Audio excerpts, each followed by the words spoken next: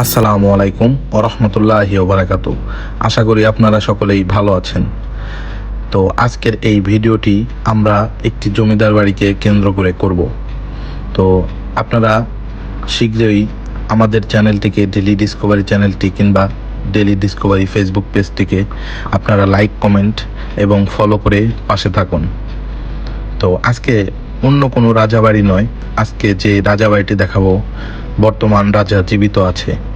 তো এই রাজ্যটির নাম ছিল বলিয়াদি স্টেট। কালের সাক্ষী হয়ে দাঁড়িয়ে আছে বলিয়াদি জমিদার বাড়ি। বলিয়াদি জমিদার বাড়ি বাংলাদেশের গাজীপুর জেলায় কালিয়াকৈর উপজেলায় অবস্থিত প্রাচীনতম জমিদার বাড়ি এবং বাংলাদেশের অন্যতম প্রত্নতান্ত্রিক স্থাপনার মধ্যে একটি। এই বলিয়াদি স্টেটের শাসক ছিলেন খলিফা আবু বকর সিদ্দিকীর বংশধর।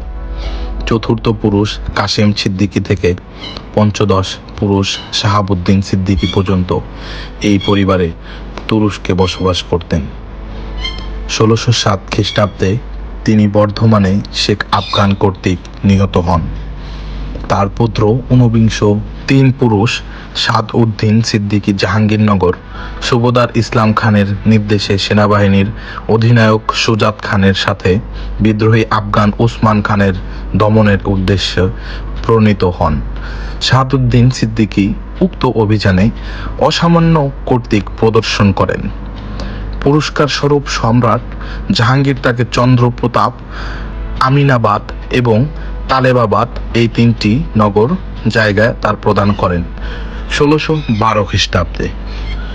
আপনারা সবাই এই জমিদার বাড়িতে আসবেন, ঘুরে দেখবেন।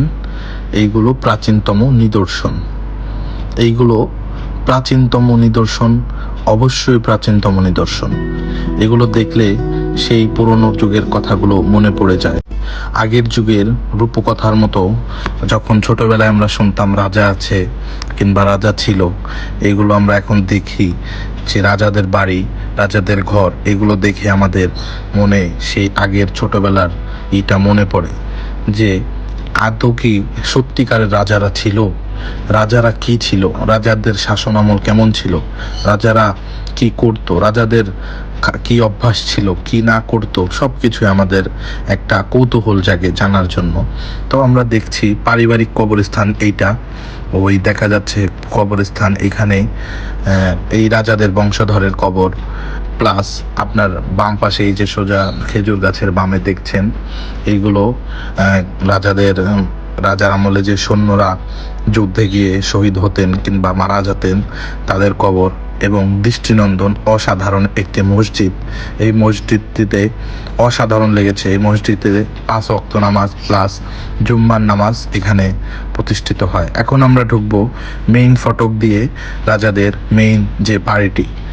বর্তমানে এই ঐতিহ্যবাহী বলিয়াদি স্টেটের জমিদার চৌধুরী তানভীর আহমেদ সিদ্দিকী। পিতার পর তিনি ১৮ বছর বয়সে ১৯৫৭ সালের ৫ মে ঐতিহ্যবাহী বিশাল বলিয়াদি স্টেটের দায়িত্ব গ্রহণ করেন। তিনি ১৯৮০ সালে ২৬ এপ্রিল থেকে ১৯৮১ সালের ৭ নভেম্বর পর্যন্ত প্রেসিডেন্ট জিয়াউর রহমানের মন্ত্রিসভার বাণিজ্য প্রতিমন্ত্রীর দায়িত্ব পালন করেন। কালের সাক্ষী হয়ে আছে বলিয়াদি জমিদার বাড়ি। এই বলিয়াদি জমিদার বাড়ি আপনারা কিভাবে আসবেন সেটা অবশ্যই আপনাদের বলে দেওয়া দরকার। আপনারা যেখানেই থাকেন না কেন প্রথমে আসবেন গাজীপুরে।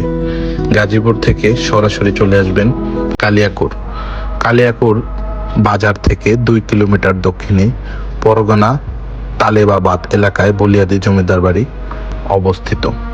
তো বন্ধুরা, আমাদের আজকের এই ভিডিওটি আপনার কাছে কেমন লেগেছে অবশ্যই লাইক, কমেন্ট এবং শেয়ার করে আমাদের জানিয়ে দেবেন। অবশ্যই আমাদের পাশে থাকার জন্য ফলো বাটনটিকে, বন্ধুরা আপনাদের একটি কমেন্টের অনুপ্রেরণায় আমাকে অনেক উৎসাহ জাগায়। তো আপনারা অবশ্যই আমাকে কমেন্ট করে জানিয়ে দেবেন এই ভিডিওটি আপনাদের কেমন লেগেছে।